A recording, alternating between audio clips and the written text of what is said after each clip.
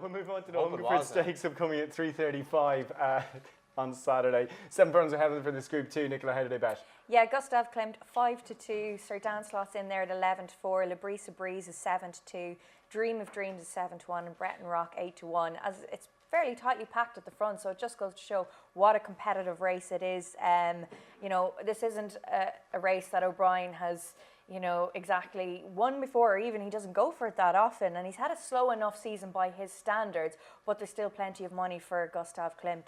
I think Dream of Dreams actually looks like a nice each way kind of bet. He keeps on progressing, and I think he'll improve at this trip as well. The Gustav Klimt riddle, right? 7 furlongs, Group 2 on Saturday. Is that it? It could be. Aidan O'Brien has a 9% strike rate in Britain this year. Shh, keep that quiet. 9%. Like down from 25%. It's astonishing, really. He's at 133 runners in Britain this year, so he's firing more bullets.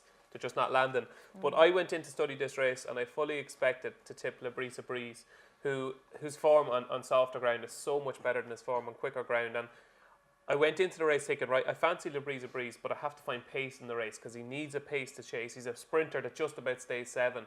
And I couldn't find any pace in the race, and that made me think, if the Ballydoyle boys are doing their research here, there's only one thing they can do with Gustav Klimt. There is no pace in the race whatsoever, no front runner. They all want to be held up, they all want cover. I think Ryan could dictate this from the front, and what's the harm in trying it? Gustav Klimt has been so disappointed.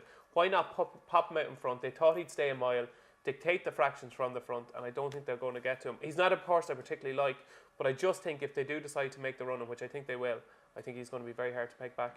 Okay, is that just a mistake other people have made all season long, that they expect once Ballydoyle have runners in the race, it's going to be flat out start to finish? Like you see the Phoenix Stakes last week, you saw the Irish Derby, the Irish Guineas as well, where they all actually went slow early. And I think they obviously suit their number one. Like, so in the Irish Derby, they were trying to suit Saxon Warrior, who sat handy. Last week, Sergei Prokofiev he's not an out-and-out stayer over 6, so I think it was more a case of trying to set it up for his finishing toe, but then he didn't settle. So I think they try and facilitate the best horse in the race, which I think is fair, Johnny, is it? is Gustav Klimt the best horse in the race, Johnny?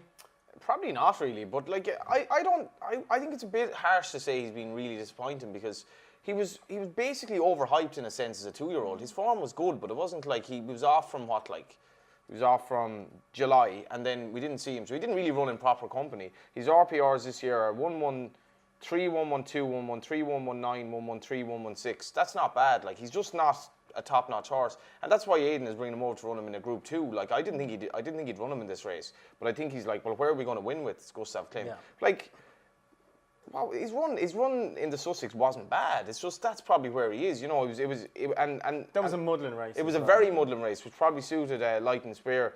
I think Geno makes a good, strong case for Ryan Moore. You know, and if Ryan is going to listen, and Ryan to does Geno, watch this show, so Ryan, Yeah. if you're watching, just pop him out in front. He's always complimenting. if Dictate he's the having a fractions. shy little smile to himself at home with the kids. He's saying, I hate that David Jennings. That's what he's saying. And you know, he's going to text his sister Haley, and Haley be like, no, Geno's a good lad, like, you know. Oh, he's out in Australia You with him. know, He's okay. yeah, you Yeah, know Haley as massive well. fan of Ryan Moore.